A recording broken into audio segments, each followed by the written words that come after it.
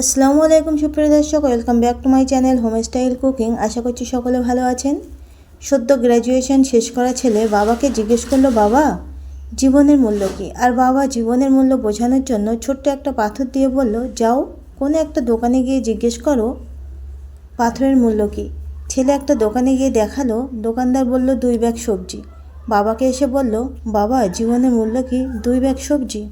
বাবা বলল, না, এবার তুমি ওই যে রুমালটা আছে ওটাতে পাথরটাকে মুড়ে নিয়ে একটা বড় দোকানে যাও। ছেলে একটা বড় দোকানে যাওয়ার পর দোকানদার দেখে শুনে বলল, তুমি এটা নিয়ে সর্বোচ্চ 2 বস্তা চাল পেতে পারো। ছেলে আবার এসে বলল, বাবা জীবনের মূল্য কি 2 বস্তা চাল? বাবা বলল, আমাদের যে মখমলের দোকানটা আছে ওটাতে মুড়ে কোনো একটা ভালো দোকানে নিয়ে যাও। ছেলে বুদ্ধি করে জুয়েলারির দোকানে ঢোকার পর দোকানদার খুব ভালো করে নেড়েচেড়ে দেখে বলল, এটা তো অমূল্য পাথর, এটাতে তুমি আমার পুরো দোকানটাই নিয়ে নিতে পারো। গল্পের ছেলে হলেও এটাই সত্য।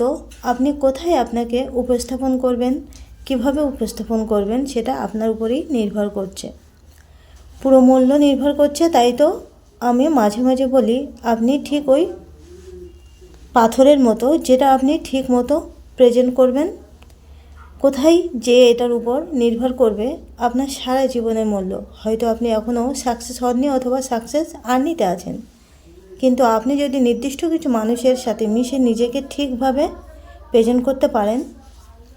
প্রবাদে আছে, your network your next post.